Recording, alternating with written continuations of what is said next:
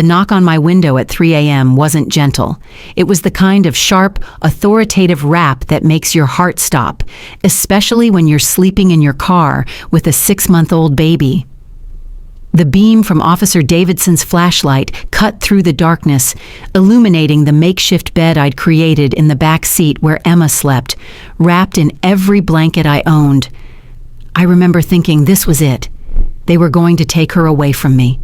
The system would decide I was unfit, just like everyone else in my life had decided I was worthless. But when Officer Davidson ran my plates and made that phone call, everything I thought I knew about myself, about my past, about why I'd been thrown away like garbage by the only family I'd ever known, suddenly shattered into a million pieces. I should probably mention that just 3 days earlier, I'd been standing in the marble foyer of my stepmother Victoria's mansion, begging her to let me stay just one more week. The way she looked at me, like I was something she'd scrape off her shoe, still burns in my memory. But I'm getting ahead of myself.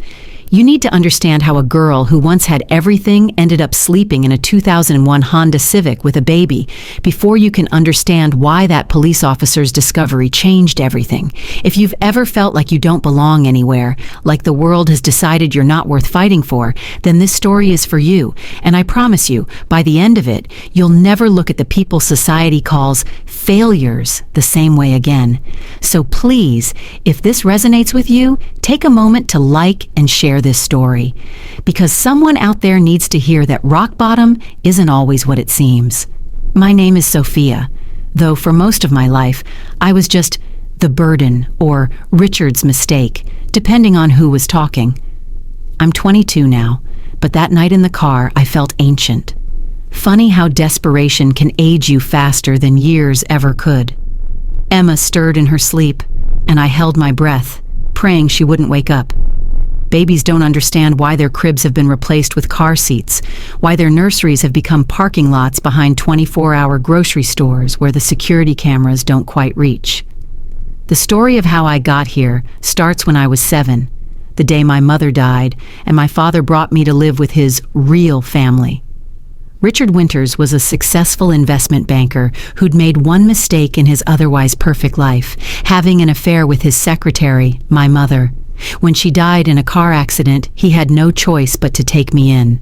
Victoria, his wife, made sure I knew every single day that I was that mistake personified. Their house was the kind you see in magazines. 6 bedrooms, a pool, a 3-car garage filled with luxury vehicles I was never allowed to touch. My stepsisters, Catherine and Jessica, had rooms that looked like they'd been designed by professional decorators. Mine was the converted storage room in the basement, with a single window at ground level where I could watch people's feet walk by. Victoria said it was more than generous, considering the circumstances. Catherine was 3 years older than me, Jessica 2 years older. They were Victoria's daughters from her first marriage, but Richard had adopted them, given them his name, his love, his everything. They went to private school while I attended the local public school. They had tutors and music lessons and shopping trips to Paris. I had hand-me-downs and library books and the constant reminder that I should be grateful for even that. The first time I really understood my place in that house was at Catherine's 13th birthday party. Victoria had hired a party planner, there was a 3-tier cake, and half their country club had shown up with their kids. I watched from my bedroom window as they set up a carnival in the backyard. When I tried to go outside, Victoria stopped me at the door. "This is a family event, Sophia," she said, her voice like ice. "And you're not family. You're a responsibility. There's a difference." Richard was there, of course. He always was for Catherine and Jessica's big moments. But he looked right through me, the way he always did when Victoria was around. In private sometimes, he'd pat my head awkwardly, maybe slip me a $20 bill with a mumbled, "Buy yourself something nice." But in front of Victoria, I was invisible, a ghost haunting their perfect life. School was my escape, the one place where I could pretend to be normal. I threw myself into my studies, determined to earn my way out. My teachers called me gifted, said I had potential. Mrs. Rodriguez, my high school English teacher, became the closest thing I had to a mother figure. She'd keep me after class sometimes, not to scold, but to encourage. "You're going places, Sophia," she'd say. "Don't let anyone tell you different." I believed her. I was naive enough to think that good grades and hard work could overcome anything. I applied to colleges in secret, using the school's computer because Victoria monitored the one at home. When the acceptance letters started coming in, full scholarships to 3 different universities, I thought I'd finally found my ticket out. The day I showed Richard the acceptance letter from State University with its full academic scholarship was the first time I'd seen him truly look at me in years. For a moment, there was something like pride in his eyes. That's wonderful, Sophia," he said, and I thought maybe, just maybe, things could change. Victoria killed that hope in less than 30 seconds. "She's not going," she announced, walking into Richard's study where we were talking. "We've discussed this. After what she's put this family through, she's lucky we're letting her stay until she's 18. "What? I've put you through?" I couldn't help myself. Years of silence broke like a dam. "I've never asked for anything. I've stayed in the basement. I've kept quiet. "You've existed," Victoria cut me off, "and that's been burden enough. Your mother was a homewrecker, and you're a constant reminder of Richard's weakness. You think a piece of paper from some state school changes what you are?" Richard said nothing. He just stood there, studying his hands while Victoria tore my future apart. That's when I knew, really knew, that I would never be anything more than an inconvenience to him.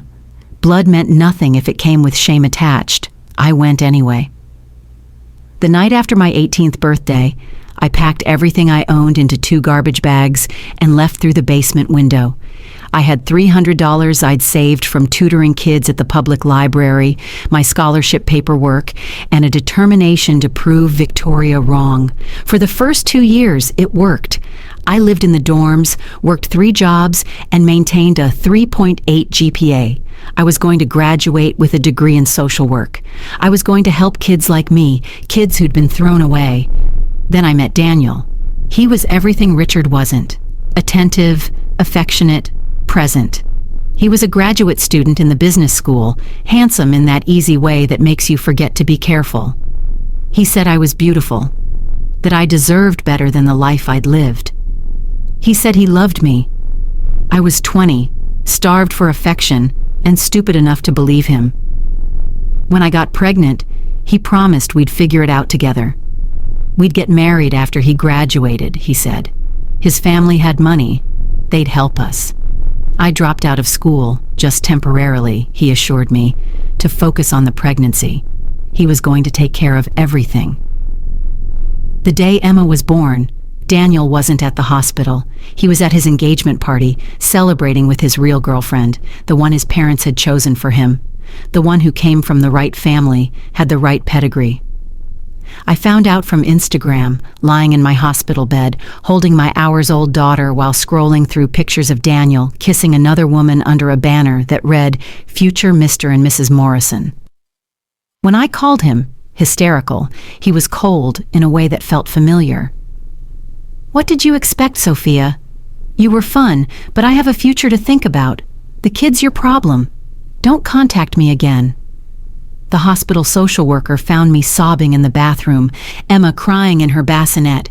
She was kind, gave me pamphlets about resources for single mothers, shelters I could go to.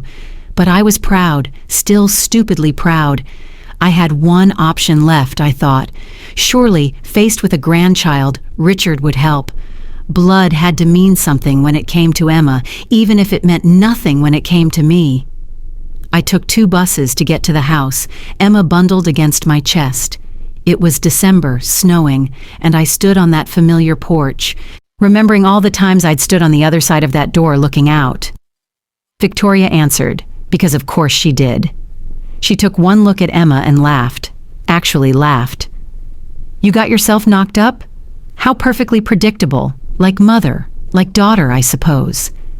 "Please," I begged. "It's not for me. It's for her. She's Richard's granddaughter. She's innocent in all this." "She's nothing to us," Victoria said. "Just like you're nothing to us." "Richard," she called over her shoulder, "come see what your mistake has done now." He appeared in the doorway, older, grayer, but still the same man who'd never fought for me. He looked at Emma for a long moment, and I saw something flicker in his eyes. Recognition? Regret? But then Victoria placed her hand on his arm, and he became stone again. "You made your choices, Sophia," he said. "We have no legal obligation to you anymore. Please leave, or I'll call the police." "She's your granddaughter," I screamed, not caring anymore who heard. "How can you just—" "The same way I handled you," he said quietly, "by doing the minimum required and nothing more. You're an adult now. Figure it out." The door closed, and I stood there in the snow, Emma starting to cry from the cold. That was 3 weeks ago, 3 weeks of sleeping in my car, showering at the gym until my trial membership ran out, buying formula with the last of my savings, and parking in different spots every night so no one would notice the girl living in her Honda Civic with a baby. I'd found a routine of sorts. The parking lot behind the old Save Mart was usually safe, far enough from the main road that no one bothered to check. I'd nurse Emma in the front seat, then move her to the makeshift bed in the back, surrounding her with pillows so she couldn't roll. I'd crack the windows just enough for air, but not enough for rain. I'd stay awake most of the night, terrified someone would try to break in, or that Emma would stop breathing, or that child services would find us. The days were about survival. I'd drive to the library when it opened, use their bathroom to clean us both up as best I could. I'd fill out job applications on their computers. But who was going to hire someone with no address, no childcare, and a 6-month-old baby? The food bank gave me formula and some canned goods, but you can't raise a baby on canned goods in desperation. I'd applied for everything: welfare, food stamps, housing assistance. But everything took time, had waiting lists, required documentation I didn't have. My birth certificate was at Richard's house, my social security card too. I'd left with nothing but hope, and hope doesn't keep a baby warm at night. Some nights I'd drive past Daniel's apartment, see his BMW in the parking lot, the lights on in his window. I wondered if he ever thought about us, if he ever wondered where his daughter slept. But I knew the answer. We were as invisible to him as I'd been to Richard. All those years. Emma was the only thing keeping me going. When she smiled, that toothless, perfect smile, I could forget for a moment that we were homeless. When she wrapped her tiny fingers around mine, I could pretend we were just camping, that this was an adventure we'd laugh about someday. "Remember when we lived in the car, baby girl?" I'd tell her when she was older, successful, happy. "Remember how strong we were?" But that night, the night Officer Davidson knocked on my window, I wasn't feeling strong. Emma had been crying for hours, teething, I thought, though I couldn't afford the baby Tylenol that might have helped. I'd finally gotten her to sleep, and I was just drifting off myself when that knock came. I rolled down the window, my hands shaking. "Officer, License and registration, ma'am." His voice wasn't unkind, but it wasn't friendly either. Just tired, like he'd seen too many people like me. I fumbled for my documents, knowing this was it. He'd see the car registration was expired. I couldn't afford to renew it. He'd realize we were living here. He'd call child services. They'd take Emma. The thought made me want to run, but where would I go? You can't outrun the law when your whole life fits in a Honda Civic. "Is that a baby?"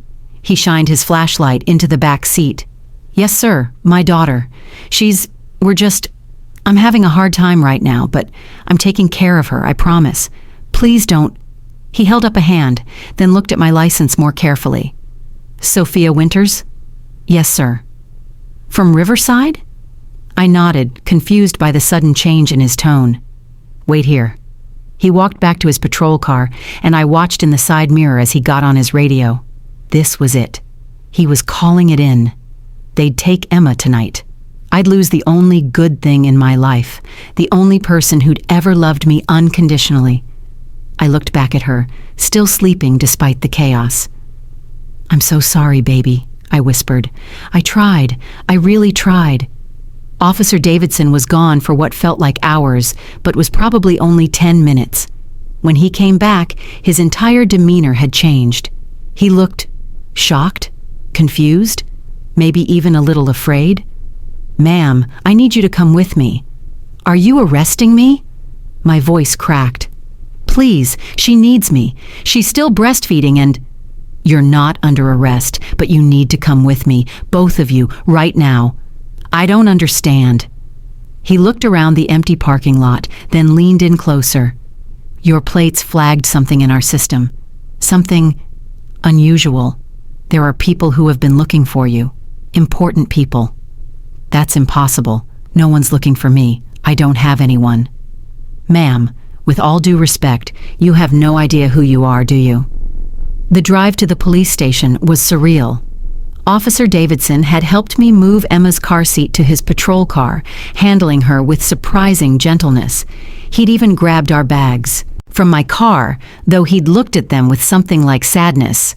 "You won't be needing these anymore," he'd said, which made no sense. At the station, instead of the booking area I expected, he led us to a conference room. There was a woman waiting there, mid-50s, in an expensive suit that probably cost more than my car. She had a briefcase and a look on her face like she'd seen a ghost. "My God," she said when she saw me, "you look just like her." "Like who?" I was holding Emma tight, ready to run if I needed to, though I knew I wouldn't get far. "Like your mother. Your real mother." She opened her briefcase, pulling out a folder thick with documents. "Ms. Winters, though that's not actually your legal name, my name is Patricia Hartley. I'm an attorney with Hartley, Brennan and Associates. I've been looking for you for 5 years." "I don't understand. My mother died when I was 7. Car accident. Her name was Linda." "Linda Chen," Patricia finished. "Yes, she died in a car accident, but almost everything else you've been told about her, about yourself, is a lie." She pulled out a photograph, old and slightly yellowed. It showed a woman who looked like an older version of me, standing in front of what appeared to be a massive technology company building. She was wearing a suit, smiling, looking nothing like the secretary I'd always imagined. "Your mother wasn't Richard Winters' secretary," Patricia said. "She was Dr. Linda Chen, founder and CEO of Chen Technologies. At the time of her death, she was worth approximately $800 million. The room spun. I clutched Emma tighter. That's not possible," Richard said. "Richard Winters was your mother's financial advisor. That's how they met. They had a brief relationship which resulted in you, but your mother never worked for him. If anything, he worked for her." Patricia pulled out another document. "This is your real birth certificate. Your legal name is Sophia Chen. Your mother never married Richard, never gave you his name. He did that illegally after her death." "But why would he—" "Your mother's will," Patricia said, sliding another document across the table. "She left everything to you, her entire estate, all her company shares, everything. In the event of her death before you turned 18, she named a trustee to manage it until you came of age. That trustee was Richard Winters." The pieces started falling into place, each one more horrifying than the last. "He stole it. He stole everything." "For 15 years, Patricia confirmed. "He hid you, convinced you that you were nobody, kept you from discovering your inheritance. On your 18th birthday, you should have been notified by our firm. But Richard had changed your name in all the systems he could access, moved you around, made you impossible to find. We've been searching ever since." "But I lived in his house. I was right there, hidden in plain sight. Who would think to look for one of the richest heiresses in the country in a basement bedroom being treated like a servant?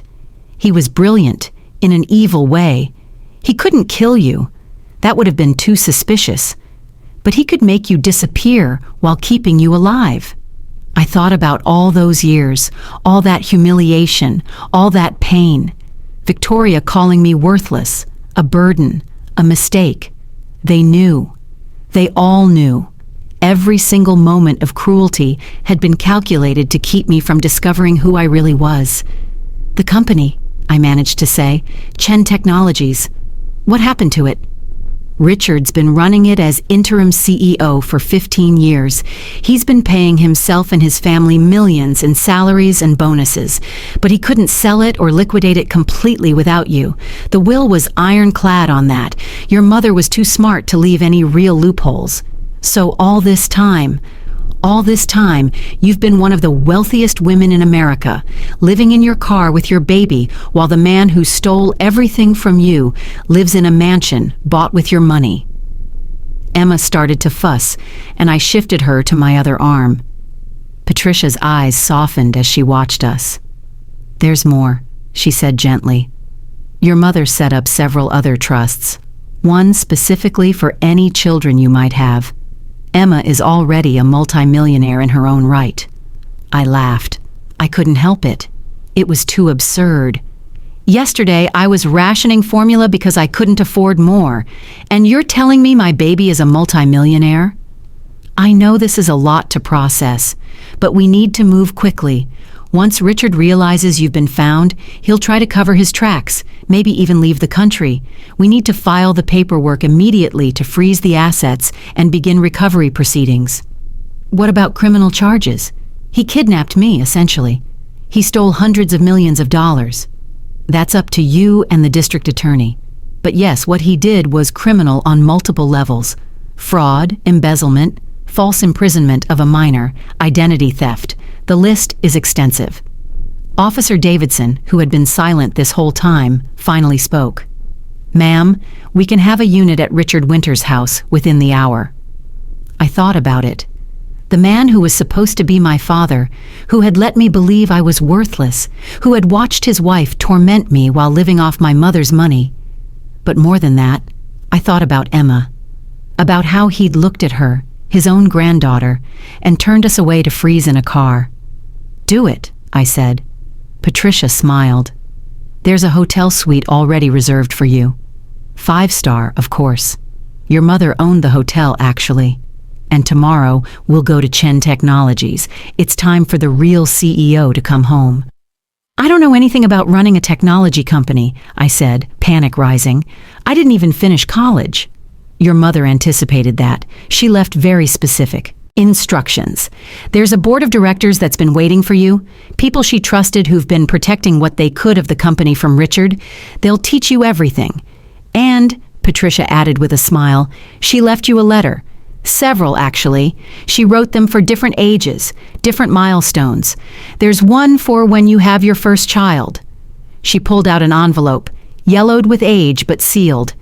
My name, my real name, Sophia Chen, was written across it in elegant handwriting. I opened it with shaking hands.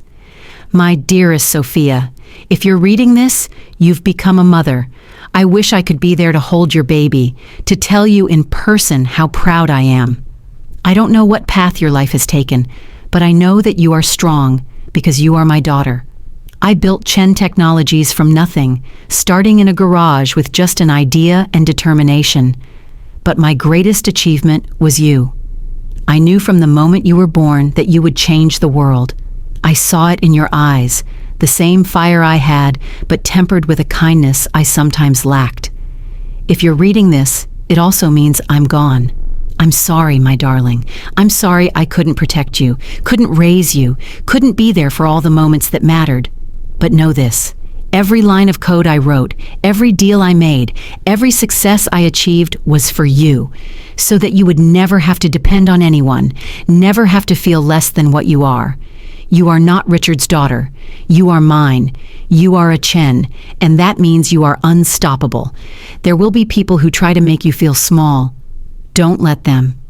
There will be those who say you don't deserve your inheritance, that you didn't earn it. They're wrong. You earned it by surviving whatever came between my death and this moment. You earned it by becoming a mother yourself, by choosing love despite everything. The company is yours, but more importantly, the choice is yours. Run it, sell it, transform it. Do what feels right. I built it, but you will make it matter. I love you, my daughter. I love your child. And somewhere, in whatever comes after this life, I am watching over you both. All my love, Mom. I was sobbing by the time I finished reading. Emma reached up with her tiny hand and touched my face, as if she understood. Officer Davidson had turned away, giving me privacy in my grief. Patricia was wiping her own eyes. "We should go," Patricia said gently. "Get you and Emma somewhere safe and comfortable. Tomorrow is going to be a very long day." As we left the police station, Officer Davidson stopped me. "I have a daughter about your age," he said. "If someone had done to her what was done to you, well, let's just say I'm glad I was the one who found you tonight." The hotel suite was bigger than any place I'd ever lived. 3 bedrooms, a full kitchen, a view of the city that took my breath away. There was a crib already set up for Emma, stocked with diapers, formula, clothes in various sizes. Patricia had thought of everything. Your mother's assistant, her original assistant from 20 years ago, she still works at the company. She put this together when she heard you'd been found. She said your mother kept a list of everything she wanted to buy for her future grandchildren. I put Emma down in the crib, the first time she'd slept in a proper bed in weeks, and watched her settle into peaceful sleep. Then I stood at the window, looking out at the city lights, thinking about the journey from that basement bedroom to here. My phone, Patricia had given me a new one, buzzed with a text from an unknown number. I opened it, and my blood went cold. "You ungrateful little bitch. You think you've won?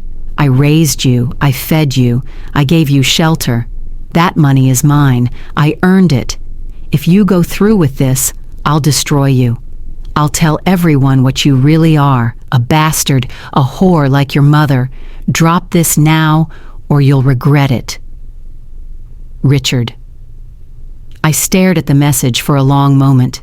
The old Sophia, the one who'd lived in the basement, might have been scared, might have backed down.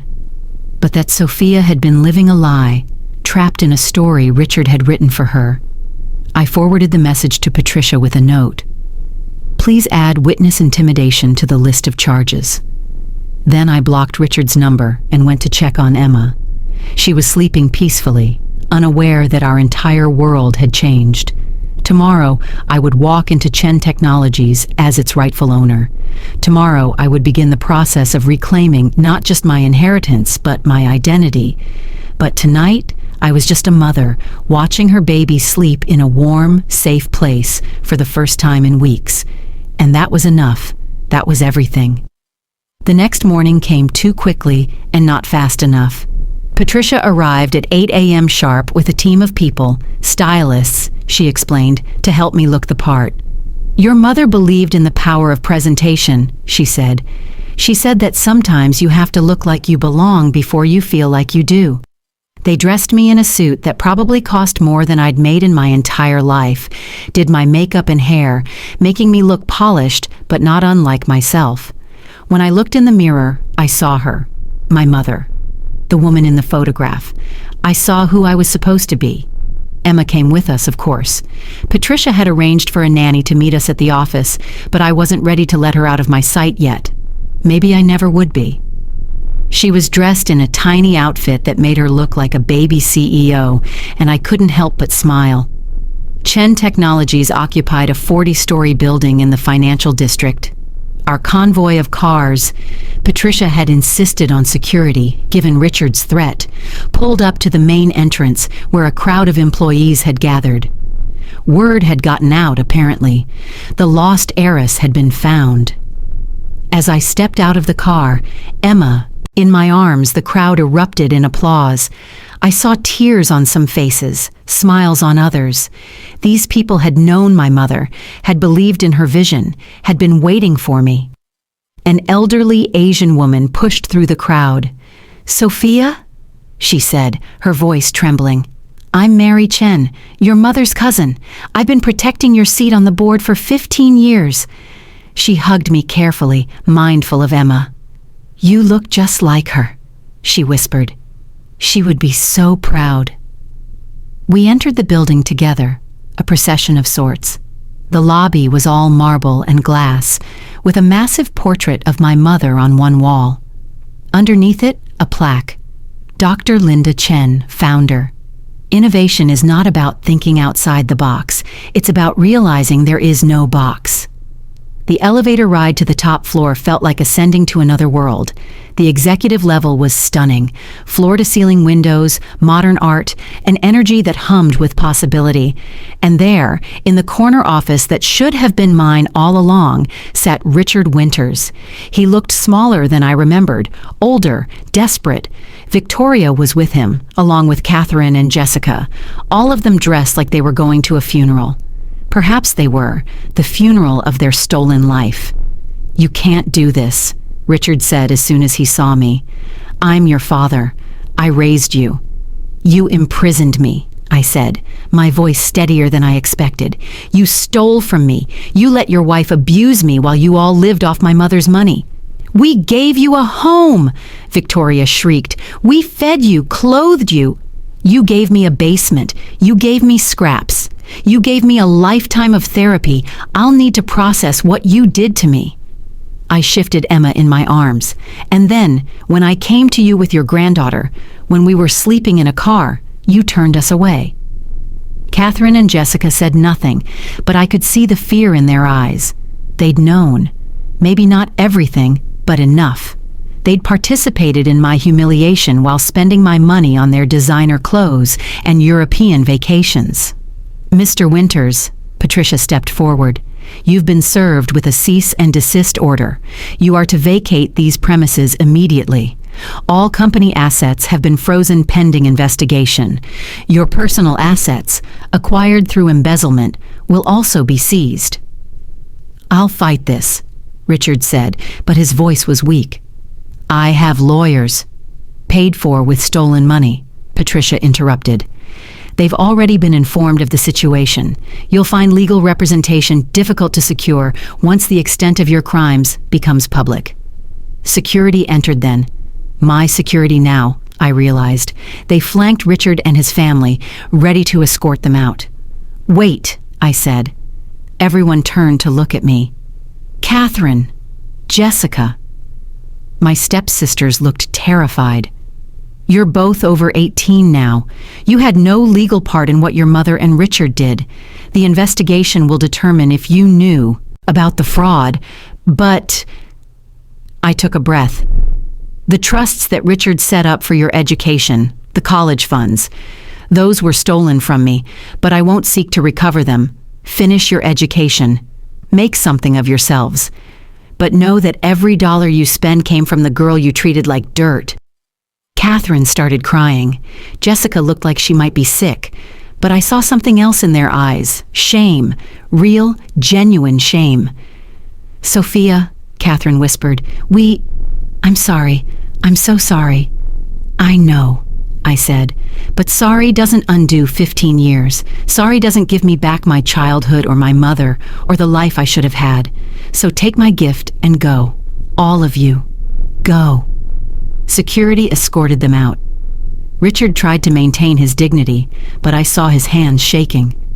Victoria was less composed, screaming about lawsuits and lies until the elevator doors closed on her voice. Catherine and Jessica went quietly, heads down, the weight of their complicity finally crushing their shoulders. When they were gone, Mary Chen touched my arm. "Your mother would have been proud of how you handled that. She believed in justice, but also in mercy." "They don't deserve mercy," I said. "No," she agreed, "but you deserve to be free of carrying hatred. Let the law handle them. You have a company to run."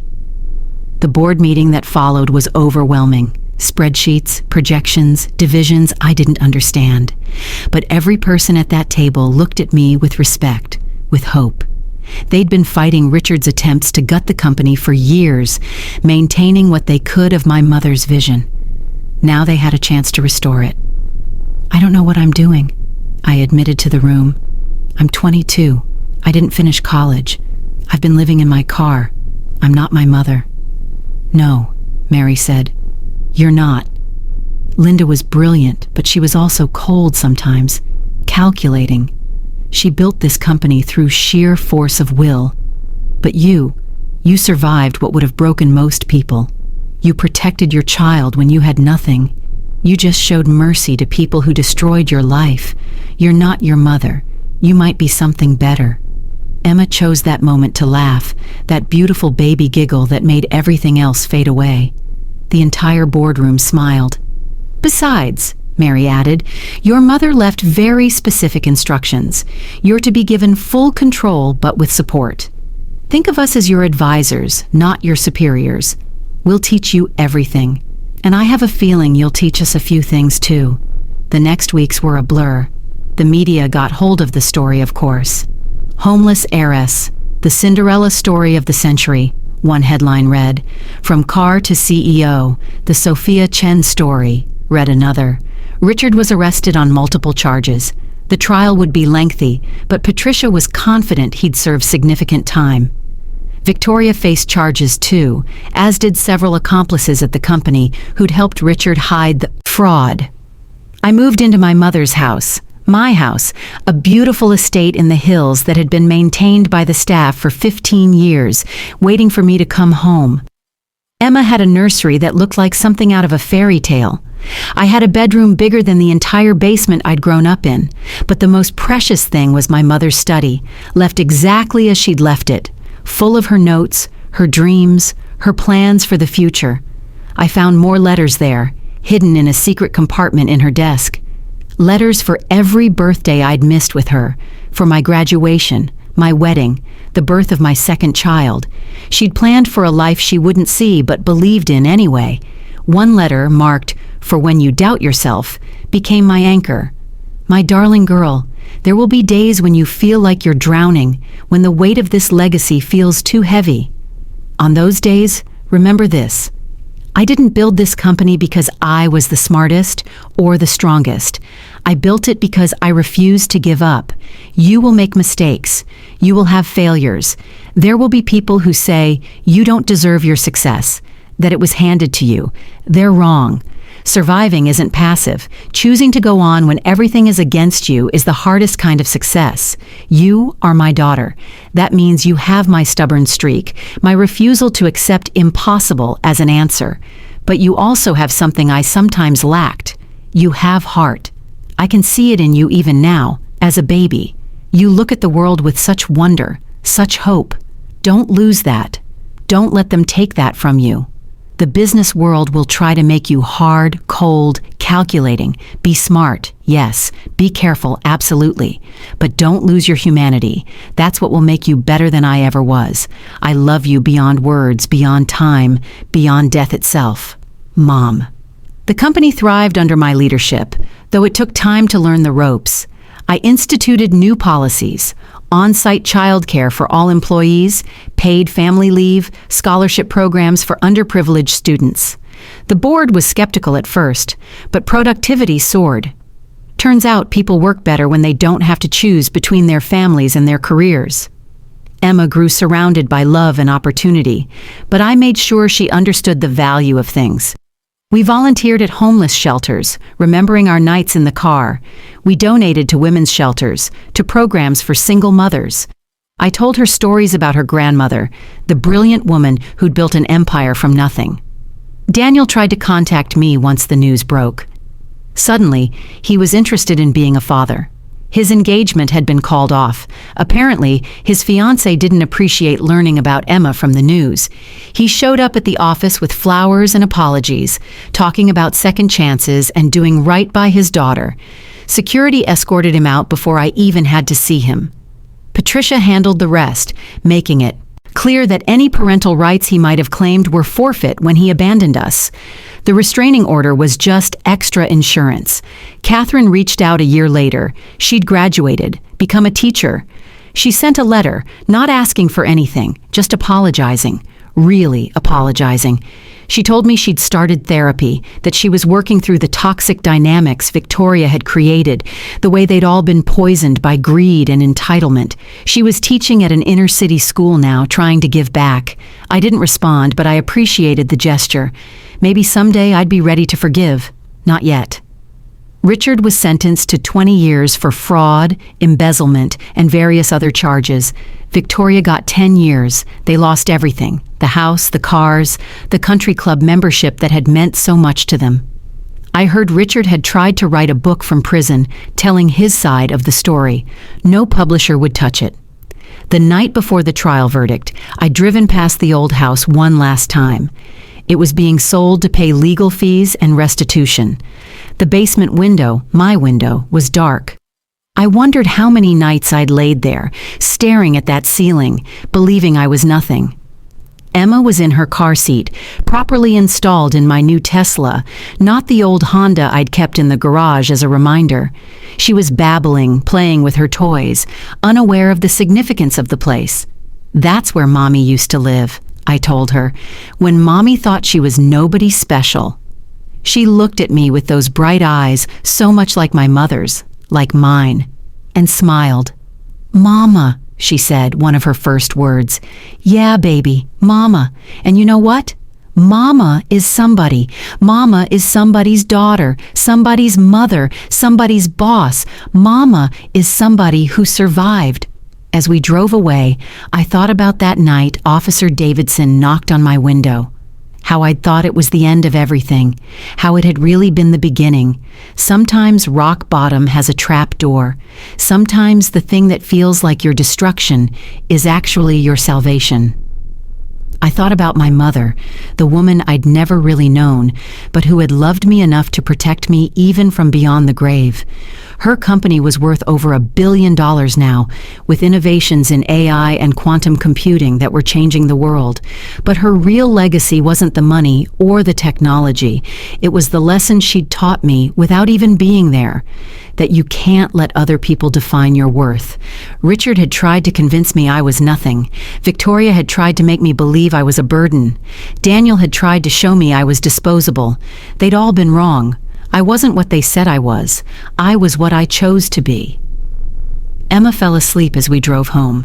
Our real home. Not a car, not a basement, but a place where we belonged. I looked at her in the rearview mirror and made her a promise.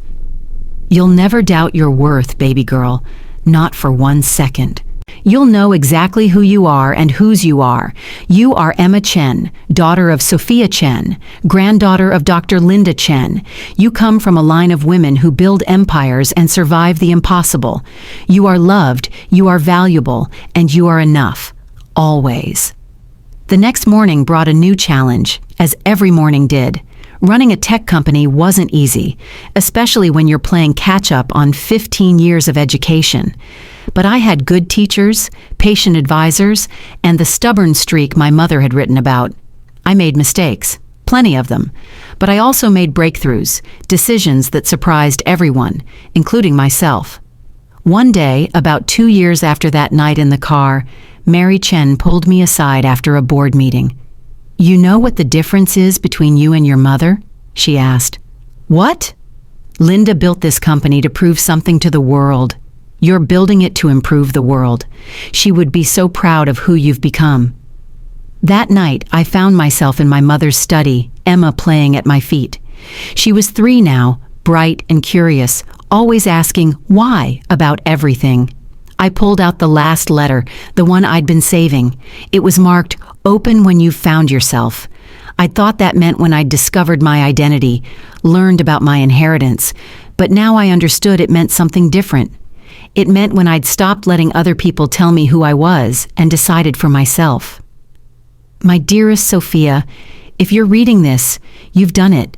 You've become who you were meant to be. Not who I wanted you to be, not who others tried to make you, but who you truly are. I don't know what path brought you here. I don't know what struggles you faced or what victories you claimed. But I know you're here, reading this, which means you survived, you thrived, you became. The money, the company, the legacy. These are just tools. What matters is what you do with them. What matters is the lives you touch, the changes you make, the love you give and receive. I have one last secret to share with you. The night before I died, I had a dream. You were grown, successful, happy. You had a daughter who looked just like you, and you were teaching her to be brave, to be kind, to be herself. I woke up crying, not from sadness, but from joy, because I knew even if I couldn't be there, you would be okay. More than okay. You would be extraordinary. Thank you for proving me right. Thank you for being my daughter. Thank you for being you. All my love, always and forever, Mom. I held the letter to my chest and cried, not the desperate tears of that night in the car, but tears of gratitude, of completion, of peace. Emma climbed into my lap, concerned. "Mama sad?" she asked, patting my face with her chubby hands. "No, baby. Mama's happy. Mama's very, very happy." Why? I thought about how to explain it to a 3-year-old, how to tell her about loss and discovery, about cruelty and kindness, about falling and rising. "Because Mama found out who she really is," I said finally, "and it turns out Mama is exactly who she's supposed to be." Emma seemed satisfied with that answer, curling up against me. We sat there in my mother's study, 3 generations of Chen women, even if one was only there in spirit. Outside, the sun was setting over the city, painting the sky in shades of pink and gold. Somewhere out there, Richard was in his cell, Victoria in hers, their stolen kingdom crumbled to dust. But I didn't think about them anymore. They were just characters in the prologue of my story, not the main event. The main event was this: a young woman who'd been told she was nothing, discovering she was everything. A mother who'd slept in a car with her baby, now running a billion-dollar company. A daughter who'd never known her mother, carrying on her legacy in ways neither of them could have imagined. 5 years have passed since that night Officer Davidson knocked on my window. Emma is 6 now, in 1st grade at a school where she's just Emma, not the Chen Technologies heiress. She knows our story, the age-appropriate version. She knows we were once poor, that people were mean to Mama, that we lived in a car for a little while. But she also knows that we survived, that we fought, that we won. Sometimes she asks if I'm sad that I didn't have a mommy growing up. I tell her yes, sometimes I'm sad. But I also tell her that my mommy loved me so much, she made sure I'd be okay even when she couldn't be there. And now I get to be the mommy I wished I'd had, for her. The company has expanded globally. We're pioneering technologies that my mother could only dream of, but more importantly, we're doing it ethically, sustainably, with concern for our employees and communities. Every decision I make, I ask myself, would this make my mother proud? Would this make my daughter proud? Would this make me proud? Richard wrote me a letter from prison last month. Not an apology. I don't think he's capable of that. But an acknowledgement, of sorts. He said he'd been wrong about me, that I'd proven myself to be more than he'd expected, as if his expectations had ever mattered. I didn't respond. Some bridges aren't worth rebuilding, even if you have the materials. Victoria died in prison last year. A heart attack, they said. Catherine and Jessica came to see me after the funeral, to thank me for not pursuing the education funds, for giving them a chance. They're both doing well. Catherine still teaching, Jessica working as a social worker, ironically enough. We're not friends. We'll never be family. But there's an understanding between us now, a recognition of what was done and what was survived. Daniel has never met Emma. He sends checks occasionally, trying to establish some claim, but they go straight to a trust for her. If she wants to find him when she's older, that's her choice. But she'll never need him, financially or otherwise. She has me. She has the memory of her grandmother. She has Mary and the extended Chen family who've embraced us. She has love, real love, not the conditional kind I grew up with. Last week, I was invited to speak at a conference for women in technology. They wanted me to talk about leadership, about innovation, about building on a legacy. But when I stood at that podium, looking out at hundreds of faces, many of them young women who'd been told they didn't belong in tech, I talked about something else. I talked about that night in the car, how Officer Davidson's knock had seemed like the end of everything. I talked about the basement bedroom, about being called worthless, about believing it. I talked about my mother, the woman I'd never known who'd saved me anyway. And I talked about choosing who you are, regardless of who others say you should be. They told me I was nothing, I said to that room. They had evidence. I was homeless, uneducated, a single mother with no prospects. But they were wrong. Not because I was secretly an heiress. They were wrong because no one is nothing. Every single person has worth, has potential, has the right to define themselves. My inheritance didn't make me somebody. Surviving made me somebody. Choosing to go on when everything seemed lost made me somebody. And if you're here, if you're fighting, if you're refusing to accept the limitations others place on you, then you're somebody too. The standing ovation lasted 5 minutes. But what mattered more were the young women who came up afterward, tears in their eyes, telling me their own stories of basements and cars, of being told they were nothing, of fighting to prove otherwise. That's my mother's true legacy, I think. Not the money or the company, but the proof that where you start doesn't determine where you end. That the labels others give you only stick if you accept them. That sometimes the very thing meant to destroy you becomes the foundation of your strength. Emma was waiting for me when I got home from the conference, bouncing with excitement about a project she'd done at school. They'd been asked to draw their heroes. Most kids had drawn Superman or Wonder Woman. Emma had drawn 2 figures, a woman in a business suit labeled My Grandma Linda, and another woman, younger, holding a baby, labeled My Mommy. My teacher asked why Mommy was a hero, she said, and I told her it's because you were brave when you were scared, and you took care of me when things were hard, and you made the bad people go away, and you help other mommies and kids who don't have houses. That makes you a hero, right? What did your teacher say? I asked, trying not to cry. She said I was right. She said real heroes don't wear capes. They wear whatever they have and keep going. That night, after Emma was asleep, I stood in front of my mother's portrait in my office. The same one from the Chen Technologies lobby, but this one was personal, inscribed with her favorite quote. Innovation is not about thinking outside the box. It's about realizing there is no box. I get it now, Mom, I whispered to the painting. The box was what they told me I was. The innovation was discovering who I really am. Thank you for making sure I had the chance to figure it out. I thought about that police officer Davidson, who'd changed my life with a simple traffic stop. I'd tried to find him, to thank him properly, but he'd retired and moved away. His daughter had reached out, though, after seeing the news stories. She said he talked about me sometimes, about the night he'd found the lost heiress sleeping in her car.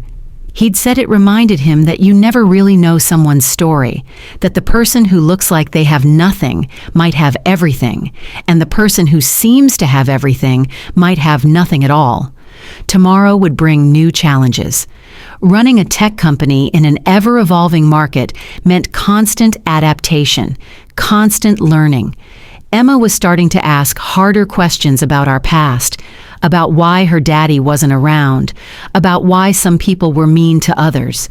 The answers weren't always easy, but tonight, in my home, my real home, with my daughter safe and loved, with my mother's legacy secure and growing, with the knowledge that I'd survived the worst and come out stronger, I felt something I'd never felt in that basement bedroom or that Honda Civic. I felt complete. Not perfect, not without scars, but complete. The girl who'd been living in her car with her baby was still me. She always would be. But she was also the CEO, the philanthropist, the mother who could give her daughter everything, not just material things, but confidence, love, and the absolute certainty that she was wanted, valued, and enough. Richard had been wrong. Victoria had been wrong. Daniel had been wrong. I wasn't nothing. I wasn't a burden or a mistake or disposable. I was Sophia Chen, daughter of Dr. Linda Chen, mother of Emma Chen. I was someone who'd been broken and rebuilt herself. I was someone who'd been lost and found her own way. And that night Officer Davidson knocked on my window? That wasn't the night my life fell apart. That was the night I finally started putting it together. The truth had been there all along, waiting in trust funds and boardrooms, in letters from a mother who'd loved me enough to protect me even in death. But the real truth, the one that mattered most, wasn't about money or companies or inheritance. The real truth was this: I had always been somebody, even in the basement, even in the car, even when everyone told me otherwise. I had always been somebody. It just took a police officer running my plates for me to finally see it, and now I make sure other people see it too. Every single mother we help through the Linda Chen Foundation, every young woman we scholarship through school, every family we house through our programs, they all learn the same lesson I did. You are not what they say you are. You are not where you come from. You are not your worst moment or your hardest night. You are whoever you choose to be. And sometimes, just sometimes, when the world has convinced you that you're nothing, it takes just one person, a police officer, a teacher, a stranger, or even yourself, to remind you of the truth. You were somebody all along. End. Thank you for listening to my story. If this story moved you, and if you believe that everyone deserves to have their true worth seen, please like this video and shared it with someone who needs to hear this message. Comment below and tell me, what was the moment in the story that resonated with you the most? And if you want more powerful stories about finding your strength and overcoming the odds, make sure to subscribe to the channel and turn on notifications. You won't want to miss what's next.